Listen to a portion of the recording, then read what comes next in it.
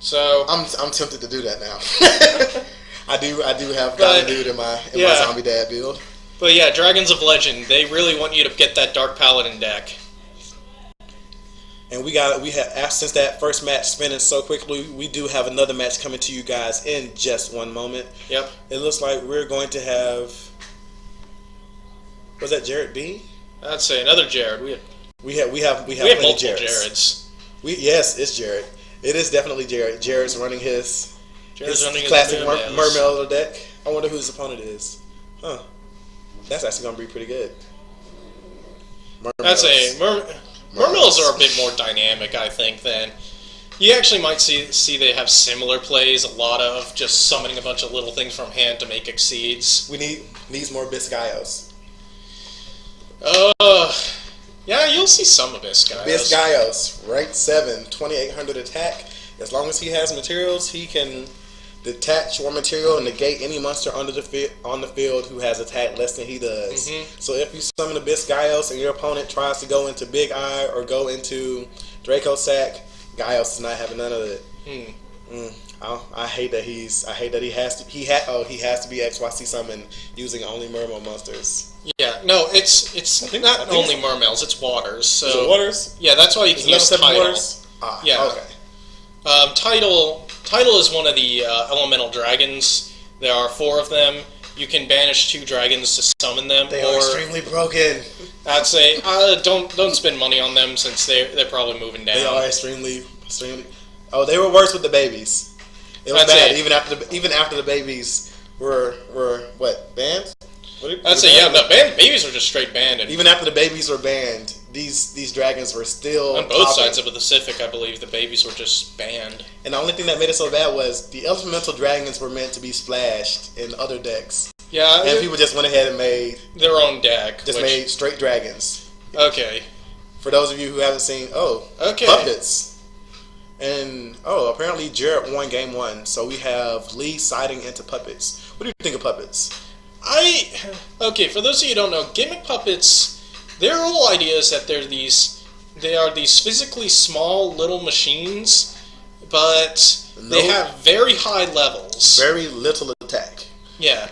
The idea behind them is that they're these very little machines that have very high levels, so the idea is that you exceed these guys into the really powerful your heretic. Ooh. Let's see, what? Heliopolis? You can go into the Overdragon Heliopolis. You can go into your Felgrams. You can go... Yes, we realized that with Soul Charge, dragons will be OP again. The nice thing about Soul Charge is everything. Okay, we need to plug something from that set other than Soul Charge and the other dragons. I bet Soul Charge is going to run for a lot. That card is going to break what is already a broken game. And we have Armor. Is he just going to go ahead and search what we think? Okay, this guy. That's Gear Frame. Yeah, Gear Frame. He's going to search for. Okay, thinking. He wants his Machina Fortress.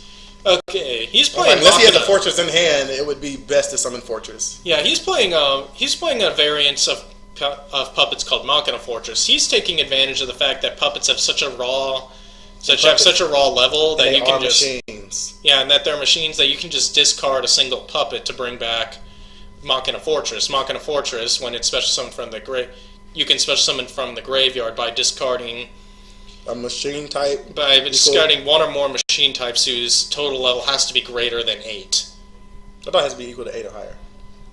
Isn't Fortress 7? Yeah, 8 or higher. Yeah, so you have to discard more levels than the Fortress. And the thing about puppets is puppets can be special summoned from your graveyard. It's extremely easy to make those high rank overlays. Yes. And we're going to see that he attached his Gear Frame to Fortress. Yeah, Gear Frame. This is a save. For those of you who watched the GX anime, they went into. Actually, no, Kaiba went into this too. Kaiba had the XYZ cards. Okay. Gear Frame is a union. Is a union card. Attack. Yeah, with 1800 attack. So union monsters can equip themselves to certain monsters of their same type or within their same theme in order to give them certain benefits. Gear Frame here is giving some extra attack to the Fortress, and he's protecting him from destruction. that one extra destruction. Yeah. We got MST. I wonder. We saw the card he targeted, but I wonder what the card is. Okay, what he's wanting to do is he's wanting to see if he can respond to the MST with that card, since and if it is, and he doesn't want to see it go. Is it Sphere? It looks like Sphere. It's Sphere. That's Sphere. He's Sphere. Okay, Abyss Sphere. Abyss Sphere is a very good card. It lets you summon a Mermail card from your deck. However, that Mermail's effects are negated, and when the Abyss Sphere is destroyed, the monster it's equipped to is destroyed as well. Okay, the combo though is that if your Abyss Sphere is going to be immediately destroyed, apparently he didn't want to activate it after all. Okay, it's not looking like he did. Yeah, I guess he didn't do anything. It looks like he's still thinking about it. Okay, the typical combo you see with Abyss Sphere, especially if it's getting destroyed, is okay.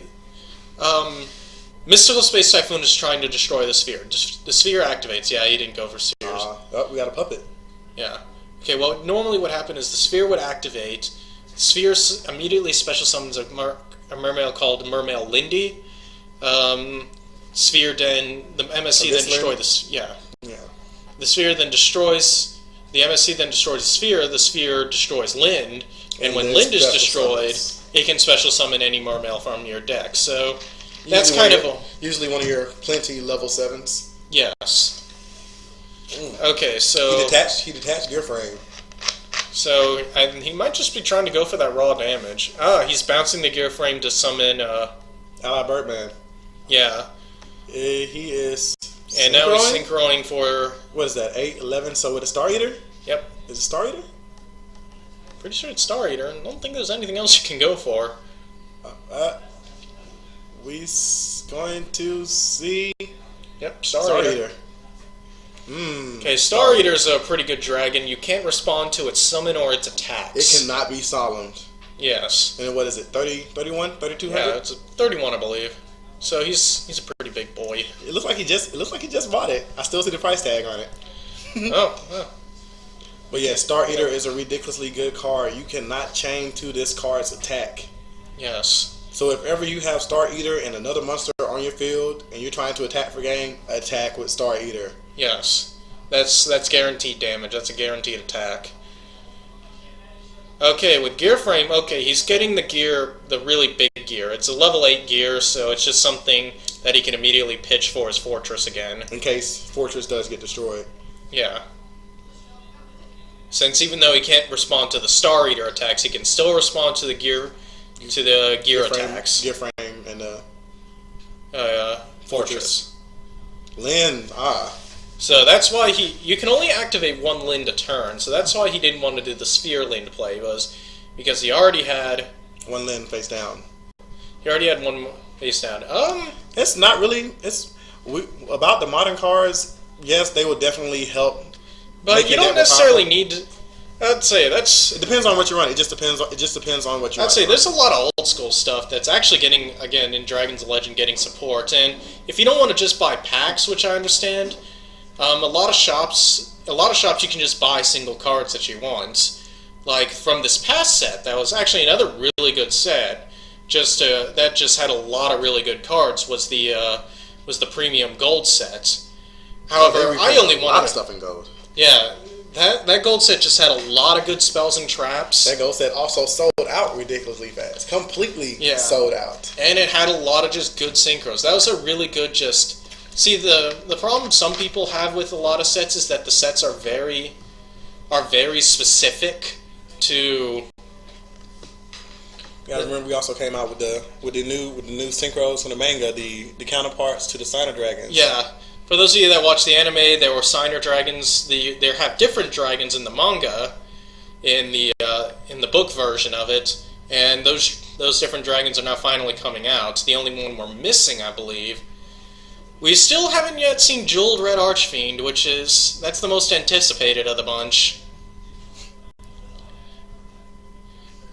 Don't duel on Dueling Network. Duel on Death Row. Duel on Yu-Gi-Oh! Pro. Those are so much better. Watch us though. Yes. Watch us, and then duel. Yeah, watch us. You may. I'd say We're doing this for you too. We want you guys to learn and grow off watching these plays. Okay, like this one for example. He summons this abyss, the blonde abyss. I don't remember. That's not Spike, is it? Yeah, that's Abyss Pike. He gets to by discarding a water, he gets to search his deck for a level 3 or lower water. Now he discard a Abyss Gun. Now when this card is discarded, you get to special summon a level 3 or lower water. I think it's 3 or lower. Or level 4 or lower, because I know you can go for the. No, I think it might just be Abyss. It might just be a Mermail, just any Mermails. You can. Well, we see he did go for Lind. He should take the sticker off of the Star Eater. Yeah, that's very tacky. Multitasking is good. Tell all your friends on Dueling Network to come watch the stream as well. Yeah, we're educational. Yeah, Dueling Network is very. You see most of the Dueling Network is actually a fairly. Unfortunately, Dueling Network is not as casual friendly as I'd like it to be. You see a lot of very hyper competitive decks there. A lot of people really want to climb that ranking. Yeah, climb that ranking, get them points. I'm not sure what them points do for them, but they want them points. For those of you who do play on Dueling Network, I do also play on Dueling Network. My username on Dueling Network is Squall0014. If you ever see me online, add me. We can play some games. We can talk Yu-Gi-Oh. We can talk anime. But yes, Squall0014. I would love to get some games in with you guys. I'll probably be on there later on tonight. But it looks like Puppets is definitely taking game 2. It's 8,000 to 1,200.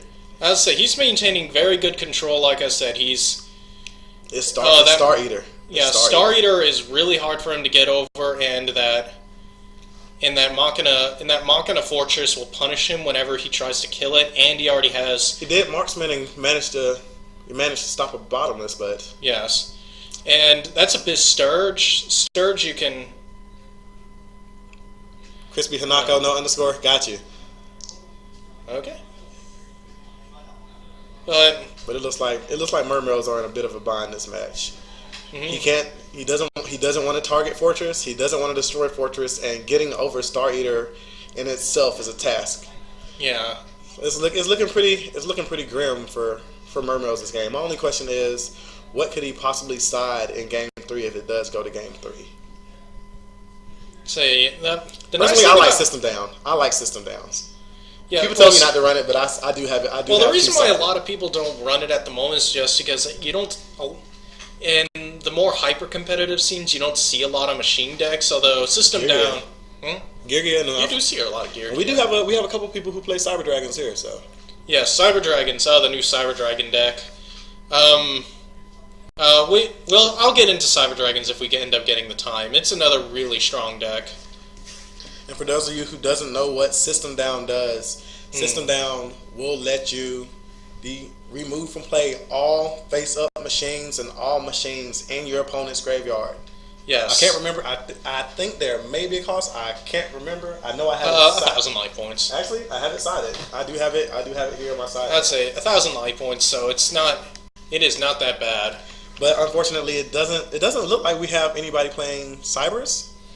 Yeah. Oh, that's tragic. We do have some players who are known for playing Cyber Dragons, but it doesn't look like we have any of them here today.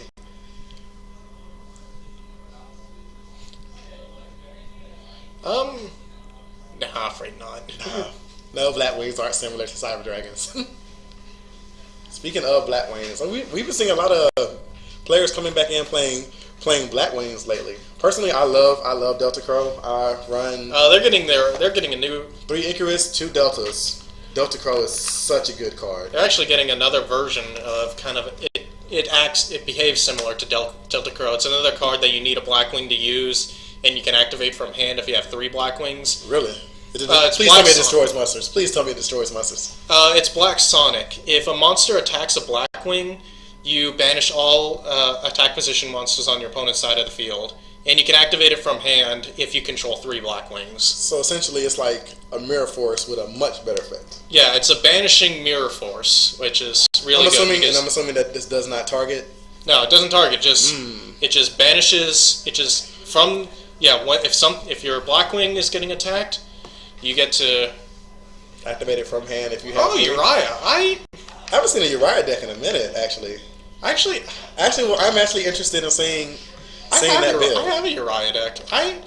We could actually compare notes on that sometime. If I'm ever commentating again, I might do this thing like in between matches. I might do like little deck profiles of just more off the wall decks, since you can go anywhere to see more mainstream decks like Mermails. Get it? Stream Mermail. I made a pun. Don't get punished for your pun. I walked into that one. Okay. We're still seeing Fortress and Star Eater dominating. So what is that? Is that Spike and Abyss Strike? Yeah, that's Abyss Spike and Abyss Sturge, and he's normal summoning. He's normal. Okay, what he's going to do. My question is, what could he possibly overlay for at this point? He can't overlay. Most people would probably try to 101, but Star Eater can't be targeted, and he doesn't want to target Fortress. I'd say if he could eat the Fortress, and then 101 can survive an attack. Well, there's 101. Oh, yeah, he 101 and took the forest. Yeah, and he had a gun in hand, Ooh. So there, Nice see play, what gun nice play after all. Yeah, so he took advantage of it. So, who do we have on field? We have Megalo, we have a 101 equipped with Fortress, and Marksman? That's not Marksman, is it? Yeah, that was a Marksman on field, and that was actually nice. He sacrificed the Marksman in order to shoot the Star Eater, and this also lets him attack directly, and it doesn't look like twice. So momentum quickly swing back into Jared's favor. That was a really good comeback. Oh wow! What a twist! I'd say that. And again, we're going to have replays of all of these duels on our Crimson Castle YouTube channel. That is www.youtube.com/Crimson Castle Games. Again, youtube.com/Crimson Castle Games. Oh, I do hope that we get to do deck profiles like some of these. I would like to profile some of the decks. That's actually something I might ask about. Just in these little interlude things, we might be able to get some deck profiles. Like I said, if we would do this thing, we'd probably try to at least do a bit off the wall stuff. Maybe with some of the new stuff, like maybe once Dragons of Legend comes out, we can build a Dark Paladin deck for you guys. For any of you out there watching, if you do have a YouTube channel, add me. YouTube.com/Squall0014. I do upload duels from my DevPro matches. I haven't gotten to uploading any Dueling Network matches, but I do upload replays from DevPro. I'm planning on uploading some kind of off-the-wall deck profiles later for decks that I run. So I have a YouTube, but I don't upload anything. I should probably get on that. You should add me on YouTube, Chris. You should add me